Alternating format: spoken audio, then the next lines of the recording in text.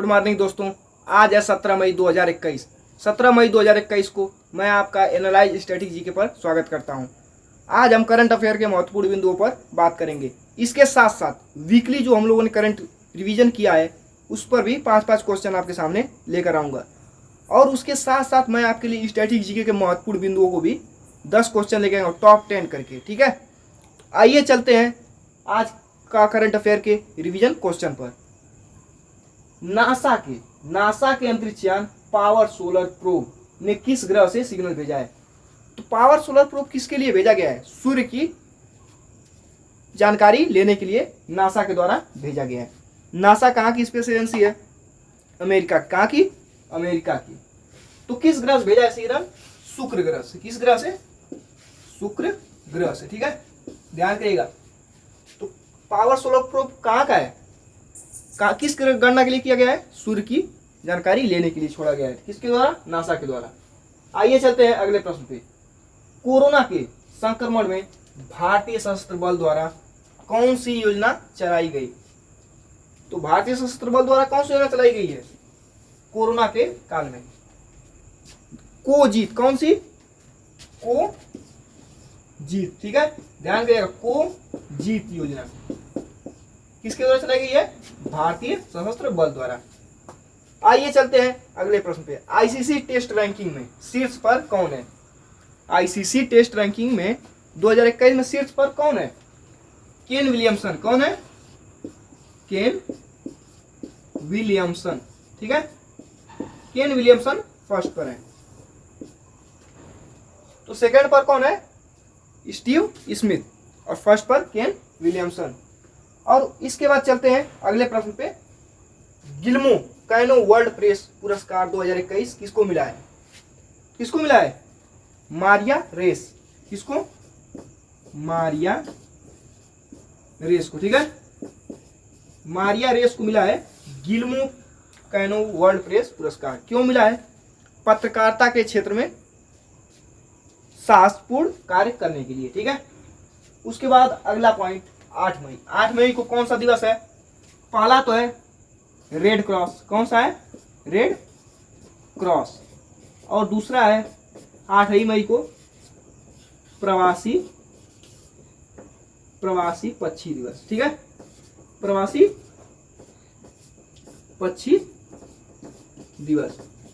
8 मई कौन सा दिवस है? एक रेड क्रॉस, दूसरा प्रवासी पक्षी दिवस। रेड क्रॉस की स्थापना 1863 में किसने की? हेनरी ड्यूडेंट ने। और भारत में इसकी स्थापना कब हुई? 1920 में। हेनरी ड्यूडेंट को शांति का नोबेल कब मिला? 1901 में। ठीक है, तो चलिए इसी के साथ चलते हैं हम लोग अपने आज के करंट अफेयर के पहले क्वेश्चन पे। चलिए चलते हैं, आइए चलते हैं आज के करंट अफेयर के शो पे। लेकिन इससे पहले मैं आप लोग को बता देता हूँ कि हम लोगों ने अब तक वीकली डिस्कस किया है। अब आज के जो महत्वपूर्ण क्वेश्चन है मैं अब आपके लिए लेकर आया हूँ। ठीक है, उसके साथ उस पर चलने से पहले मैं आपसे 2 कड़ी कहूँगा कि अगर आपको अपने मंजिल पहुँचना है तो सपने भी आपके होंगे, मेहनत भी आपको करनी पड़ेगी। कोई दूसरा नहीं आएगा, कोई फरिश्ता आके आपके जगह पे मेहनत नहीं करेगा। इसलिए जी जान लगा दो कि इस बार तो आपको सिलेक्शन लेकर ही बैठना है, इस बार नहीं तो कभी नहीं। क्योंकि ये आपने अगर सोच लिया कि अभी नहीं, चलो यार अगले बार अगली भर्ती में ले लेंगे, तो आप कभी नहीं ले पाओगे। ठीक है, तो चलिए चलते हैं पहले प्रश्न पे। आज के पहले प्रश्न पे। आज का पहला प्रश्न है कि फोर्ब्स द्वारा जारी रिपोर्ट में सबसे ज्यादा कमाई करने वाले एथलीट कौन है? सबसे फोर्ब्स किसकी पत्रिका है? फोर्ब्स पत्रिका में एक रिपोर्ट जारी की गई है, उसमें कहा गया कि कौन सा एथलीट है जिसने सबसे ज्यादा कमाई की है। ऑप्शन ए कोनोर मैकीगोर, option B Babar Azam, option C Steve Smith और ऑप्शन डी इनमें कोई नहीं। तो इसमें कौन सा सही है? ऑप्शन नंबर ए कोनोर मैकीगोर। ठीक है, ये फोर्ब्स पत्रिका के अनुसार सबसे ज्यादा कमाई करने वाले शख्स बन चुके हैं। तो आइए बाकी ऑप्शनों को डिस्कस कर लेते हैं। बाबर आजम को क्या चुना गया है? अप्रैल माह का, किसका? अप्रैल, बाबर आजम को अप्रैल माह का अप्रैल माह का सर्वश्रेष्ठ क्रिकेटर चुना गया। ठीक है, अप्रैल माह का। तो जनवरी का कौन था? ऋषभ पंत। फरवरी का अश्विन थे, रविंद्र चंद्रन अश्विन। और मार्च का भुवनेश्वर कुमार। और अप्रैल के हो गए बाबर आजम। स्टीव स्मिथ थे, आईसीसी टेस्ट रैंकिंग में सेकेंड स्थान पाए थे। तो फर्स्ट पे कौन था? KN Williamson. तो इसी के साथ दोस्तों चलते हैं अगले प्रश्न पे। अगला प्रश्न, सोशल स्टॉक एक्सचेंज में तकनीकी समूह के प्रमुख कौन बने? किसके? तकनीकी समूह के प्रमुख। ठीक है, किसके? Social stock exchange. तो इसमें कौन सा सही हो जाएगा? Option A T Ravishankar, option B Josh J कट्टर, ऑप्शन सी हर्ष भानवाल और ऑप्शन डी शक्तिकांत। तो इसका कौन सा सही हो जाएगा? हर्ष भानवाल। ठीक है, अब यहाँ पे स्टॉक एक्सचेंज आ गया है। तो एक चीज आप नोट कर लीजिएगा कि भारत का सबसे पुराना stock exchange Bombay stock exchange. ठीक है, कौन सा है? Bombay stock exchange. Bombay stock exchange क्या है? सबसे पुराना। ठीक है, सबसे पुराना stock exchange Bombay stock exchange. और तकनीकी समूह के प्रमुख कौन बने हैं इस सोशल स्टॉक एक्सचेंज के?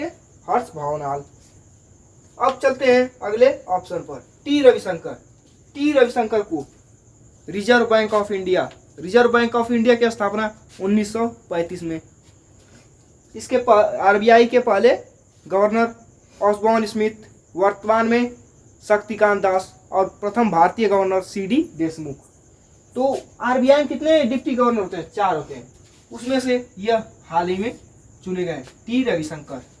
जोश जे कट्टर ये कार्यकारी निदेशक चुने गए किसके? RBI के। और शक्तिकांत दास वर्तमान गवर्नर है। ठीक है, RBI के। तो अगले प्रश्न पे चलते हैं। वर्ल्ड बैंक की रिपोर्ट में 2020 में सर्वाधिक प्रेषण कहां से हुआ है? तो प्रेषण का मतलब क्या होता है ये पहले जान लेते हैं। प्रेषण का मतलब होता है कि जो व्यक्ति विदेश में काम कर रहा है उसके भारत में आने से जितने पैसे भारत में आते हैं उसी पैसे को कहा जाता है प्रेषण। तो 2020 में सबसे ज्यादा प्रेषण कहां पर हुआ है, अर्थात विदेशों का पैसा दूसरे देश में कहां गया है और किस देश का गया है? तो इसका ऑप्शन हो जाएगा ऑप्शन नंबर ए, भारत इसका सही हो जाएगा। भारत में सर्वाधिक पैसा 2020 में विदेशों से आया है। उसमें भी कहां पर सर्वाधिक आया है? अमेरिका का।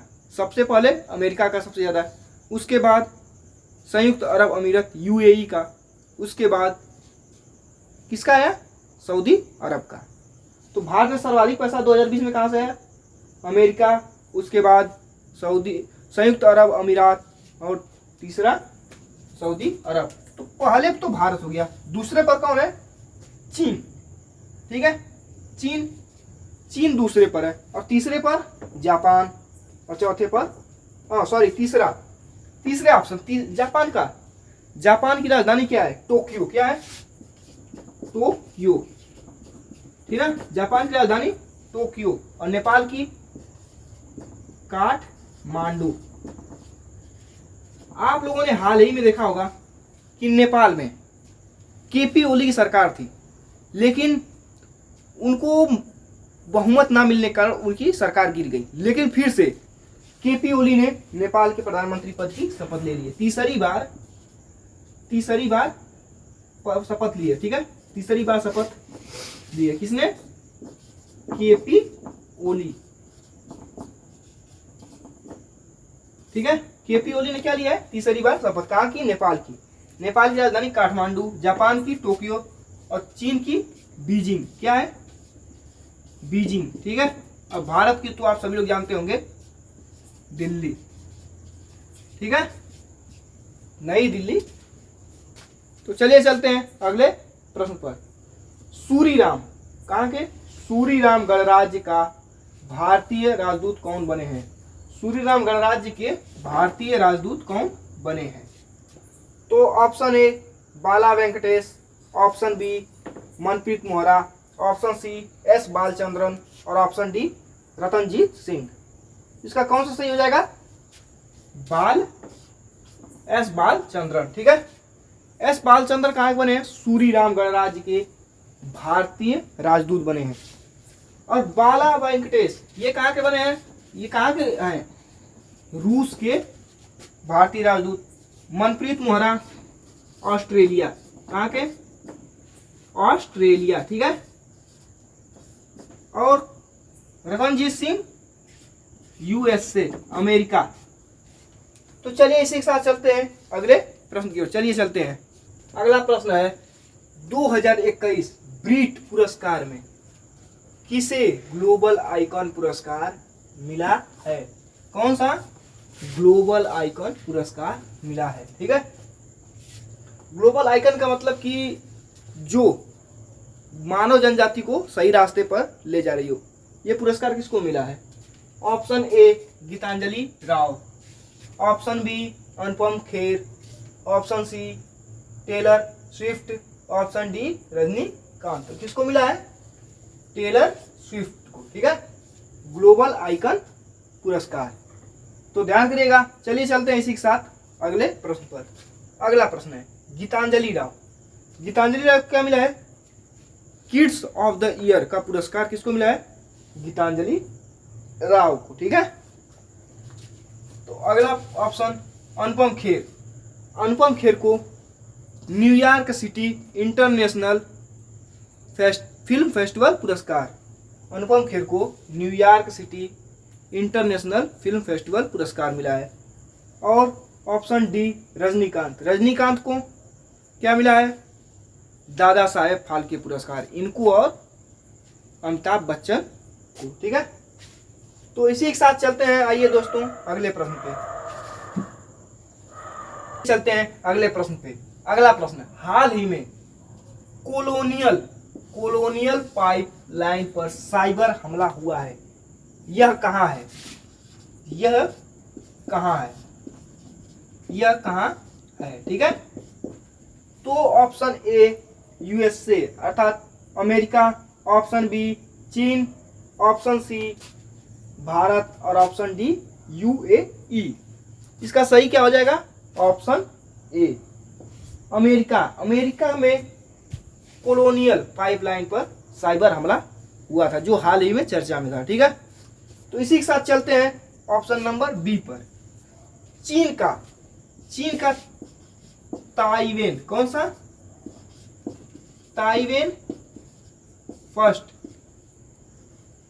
जो मंगल ग्रह पे सफलतापूर्वक उतर चुका है। इसका लैंडर इसका रोवर जो था, क्या था? रोवर, जो सफलतापूर्वक किस पर? मंगल ग्रह पर उतर चुका है। किसका? चीन का और अमेरिका का, दोनों का जो रोवर होता है वो सफलतापूर्वक उतर चुका है।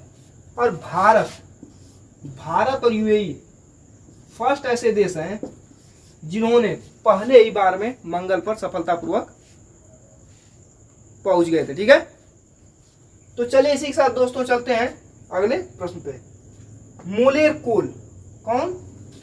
मलेरकोल किस राज्य का 23वां जिला बना है? कौन सा? मोलेरकोल किस राज्य का 23वां जिला बना है? तो option number A Assam, option number B Tamil Nadu, option number C Puducherry, option number D Punjab. तो कहाँ बना है? पंजाब का। पंजाब का तो बन गया, तो बाकी ऑप्शनों को देख लिया जाए। आइए देखते हैं। असम के मुख्यमंत्री अभी नए बने हैं, तो उनका नाम क्या है? उनका नाम है हेमंत बिस्वा शर्मा। ठीक है, तमिलनाडु के MK स्टालिन, इनका नाम हेमंत बिस्वा शर्मा। ठीक है, इनका MK स्टालिन। ठीक है, और पुडुचेरी के N रंगास्वामी। कौन है? N रंगास्वामी। आइए दोस्तों इसी के साथ चलते हैं अगले प्रश्न पे। अंतरराष्ट्रीय परिवार दिवस कब मनाते हैं? क्या है? अंतरराष्ट्रीय परिवार दिवस कब मनाते हैं? इसका लक्ष्य है कि पूरे विश्व में भाईचारा को बढ़ाने के लिए इसको मनाया जाता है। तो कब मनाया जाता है? ऑप्शन नंबर ए 1 मई, ऑप्शन नंबर बी 8 मई, ऑप्शन नंबर सी 12 मई और ऑप्शन नंबर डी 15 मई। इसका सही कौन सा हो जाएगा?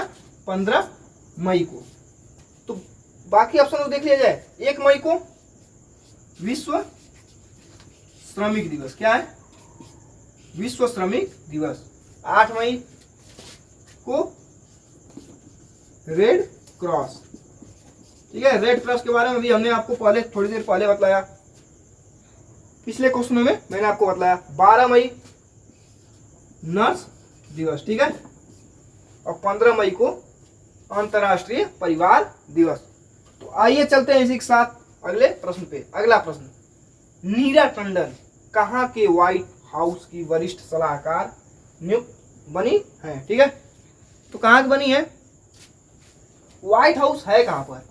व्हाइट हाउस है अमेरिका में, यूएसए, ठीक है, अमेरिका। कहाँ की बनी है? अमेरिका। तो इसका ऑप्शन कौन सा हो जाएगा? ऑप्शन नंबर सी। अमेरिका की संसद को क्या कहते हैं? कांग्रेस। क्या कहते हैं? कांग्रेस, ठीक है। तो अमेरिका का संसद को कांग्रेस कहते हैं। अमेरिका है तो अमेरिका के बारे में कुछ जान लिया जाए। अमेरिका की राजधानी वाशिंगटन डीसी, ठीक है। अमेरिका के नए राष्ट्रपति कौन बने हैं? Joe Biden.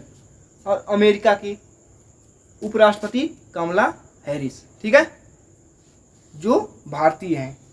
तो ये नीरा टंडन भी एक भारतीय हैं। तो भारत के बारे में हम लोग जानते हैं कि भारत में कितनी वैक्सीनें चलेंगी? 4 चलेंगी। वर्तमान में कितने उपलब्ध हैं? 3। पहला कोविशील्ड, दूसरा कोवैक्सीन, तीसरा कौन सा है? 2DG और चीन की सिनोफार्म, ठीक है। तो चलिए चलते हैं इसी के साथ अगले प्रश्न पर। आइए चलते हैं आज के करंट अफेयर के आखिरी प्रश्न पे, ठीक है। आखिरी प्रश्न, दीपोर बिल, कौन सा? दीपोर बिल कहाँ का वन्यजीव अभ्यारण्य है? दीपोर बिल कहाँ का वन्यजीव अभ्यारण्य है? Option A Guwahati Assam, option B MP Madhya Pradesh, option C Pilibhit और ऑप्शन डी इनमें से नहीं। कहाँ का है? असम, गुवाहाटी। आखिर ये चर्चा में क्यों रहा है? जो दीपोर बिल जो वन्यजीव अभ्यारण्य चर्चा में क्यों रहा है? यहाँ पर अमेरिका में पाए जाने वाले, कहाँ पर? अमेरिका में पाए जाने वाले लाल कान वाले कछुए पाए गए हैं, इसलिए यह चर्चा में रहा है। कहाँ पर? दीपोर बिल में लाल कान वाले कछुए पाए गए, ठीक है। कछुआ पाया गया है, कौन सा? लाल कान वाले, इसलिए यह चर्चा में रहा है। और ये एक रामसर साइट भी है। तो रामसर साइट से पहली रामसर साइट भारत में कौन सी थी? चिल्का झील। और वर्तमान में कितनी है? 42, ठीक है। तो मध्य प्रदेश में कौन सा है? कान्हा नेशनल पार्क है, ठीक है। उसके बाद पीलीभीत में क्या है? पीलीभीत टाइगर रिजर्व है। ये कहाँ की है? उत्तर प्रदेश की। कहाँ की है? उत्तर प्रदेश की, ठीक है। तो आइए इसी के साथ चलते हैं दोस्तों टॉप 10 स्टैटिक जीके के क्वेश्चनों पर, जिसमें हम लोग बहुत सी ऐसी जानकारियां लेंगे जो हर एक परीक्षाओं में बार बार पूछी जाती हैं। जैसे हाल ही में NTPC की परीक्षा हुई है, उसमें कोई पेपर ऐसा नहीं था जिसमें इसमें से क्वेश्चन ना आता हो। तो आप लोग प्रत्येक वर्ड को ध्यान से सुनिएगा और उसको नोट करिएगा। आइए चलते हैं। मंगलयान कब लॉन्च हुआ? भारत का मंगलयान कब लॉन्च हुआ? किसका? भारत, ठीक है। भारत का मंगलयान कब लॉन्च हुआ? तो लॉन्च कब हुआ? 2013 में। अब पहुंचा कब? 2014 में, ठीक है। किस रॉकेट से लॉन्च हुआ? तो रॉकेट का नाम लिख लेना, रॉकेट जो था उसका नाम लिख लेना, ठीक है।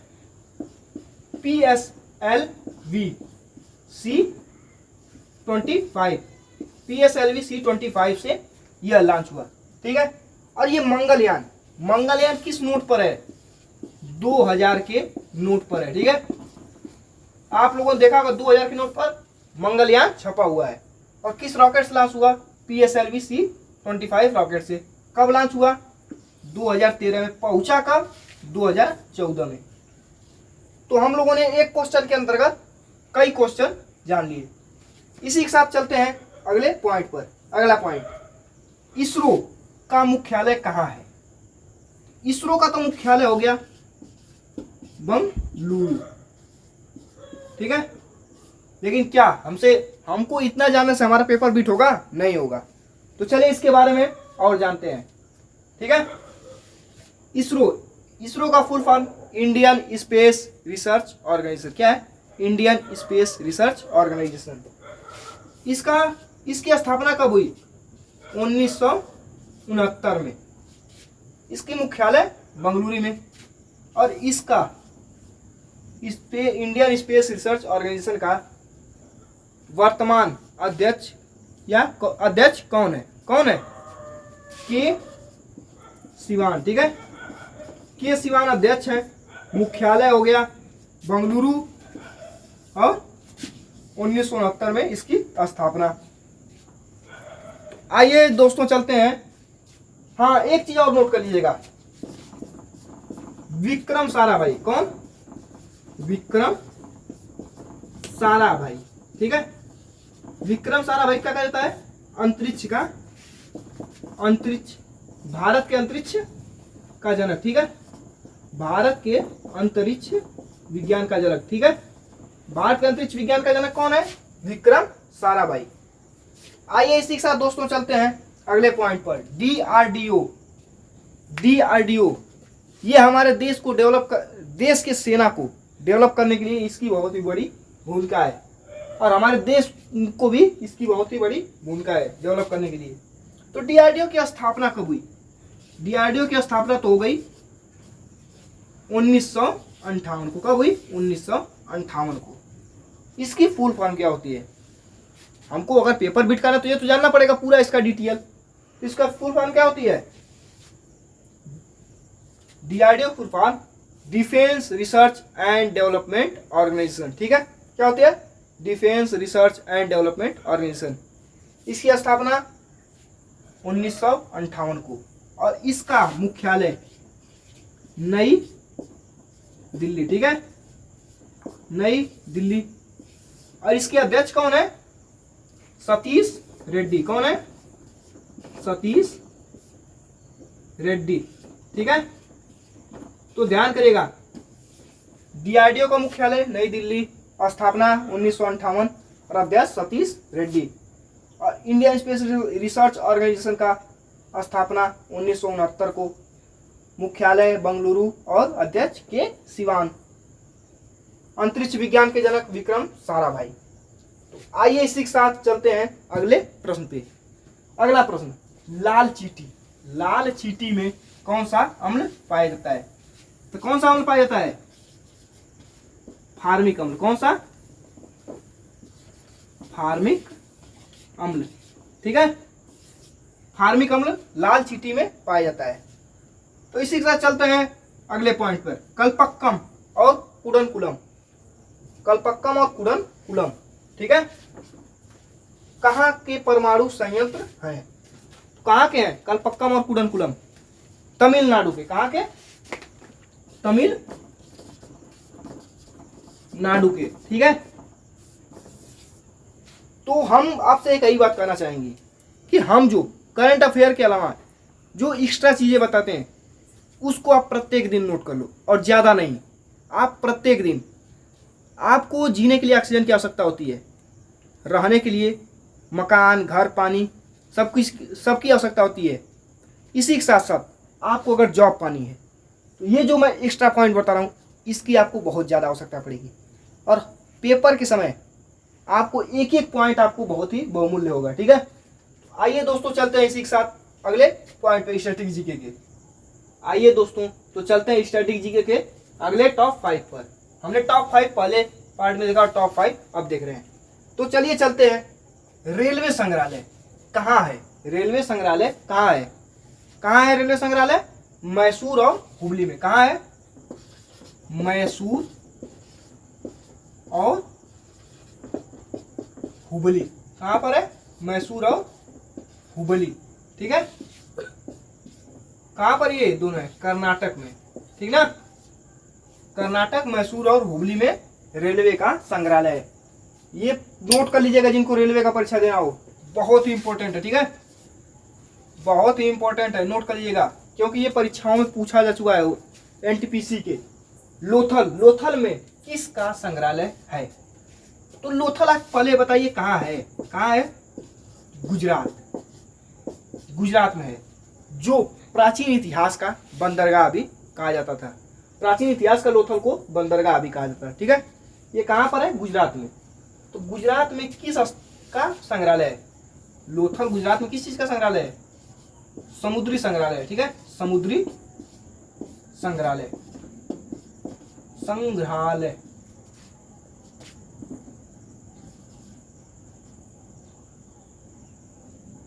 संग्रहालय, ठीक है।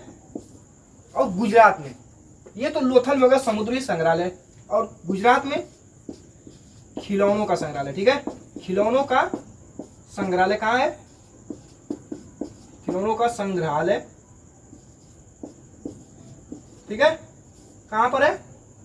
गुजरात में। समुद्री संग्रहालय लोथल में। लोथल कहाँ है? गुजरात में। रेलवे का संग्रहालय मैसूर, हुबली में, ठीक है। और जनजातीय संग्रहालय झारखंड में कहाँ है? तो झारखंड में कहाँ पर है? रांची में। कहाँ पर है? रांची में है जनजातीय संग्रहालय। आइए दोस्तों इसी के साथ चलते हैं अगले पॉइंट पर। अगला point, silent valley. Silent valley और सिलिकॉन वैली, इस दोनों चीजों में बहुत लोग कंफ्यूज होते हैं। साइलेंट शब्द जब भी आए तो आप मैप में नीचे की तरफ जाना। जैसे मान लीजिए कि यह भारत का कुछ इस तरह का मैप है, ठीक है। ये भारत का इस तरह, कुछ इस तरह,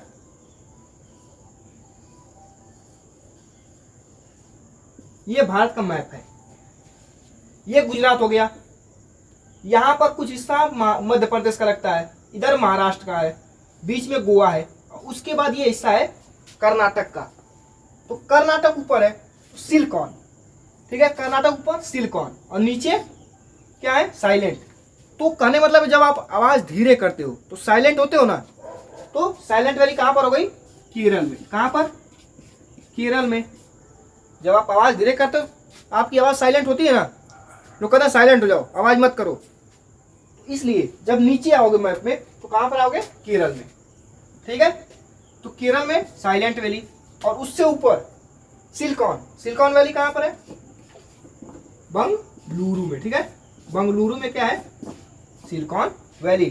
तो ये आप मैप ध्यान में करना, मैप ध्यान में करके करेंगे तो कभी गलती नहीं होगी। Silent valley Kerala, silicon valley Bengaluru. जनजातीय संग्रहालय रांची झारखंड में। लोथल में समुद्री संग्रहालय, और गुजरात में खिलौनों का संग्रहालय, ठीक है। रेलवे संग्रहालय मैसूर और हुबली में। ये कहां पर है? कर्नाटक में, ठीक है। आइए चलते हैं जनवरी माह के, किस माह के?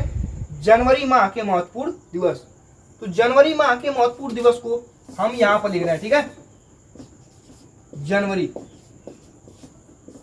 जनवरी माह के महत्वपूर्ण दिवस, पहला तो हो गया 9 जनवरी, ठीक है। 9 जनवरी क्या मनाते हैं? प्रवासी भारतीय दिवस, प्रवासी भारतीय दिवस, ठीक है, प्रवासी भारतीय दिवस। 12 जनवरी को युवा दिवस, ठीक है, क्या है? युवा दिवस। उसके बाद 24 जनवरी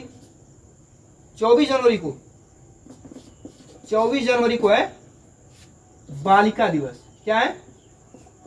बालिका दिवस, ठीक है। 25 जनवरी मतदाता दिवस, कौन सा? मतदाता दिवस, ठीक है। और उसके बाद 30 जनवरी को शहीद दिवस, क्या है? शहीद दिवस। तो ध्यान करिएगा, 9 जनवरी प्रवासी भारतीय दिवस, 12 जनवरी युवा दिवस, 24 जनवरी बालिका दिवस, 25 जनवरी मतदाता दिवस और 30 जनवरी शहीद दिवस। इसी के साथ अब हम लोग प्रत्येक दिन हर माह का महत्वपूर्ण दिवस को रिवीजन करेंगे, क्योंकि महत्वपूर्ण दिवस एग्जामों में 1 से 2 क्वेश्चन अवश्य आते हैं, ठीक है। और हम लोग उसके बाद बाकी जो 9 बच रहे हैं टॉप 10 में, उसमें हम लोग जो परीक्षाओं में पूछे जा रहे हैं उनसे रिलेटेड क्वेश्चन हम आपके लिए उपस्थित करेंगे। तो दोस्तों, आज का हमारा सेशन यहीं पर समाप्त होता है। हम आपसे विनती करते हैं कि आप हमारे चैनल को लाइक करें, सब्सक्राइब करें, कमेंट करें और शेयर करें। जय हिंद दोस्तों।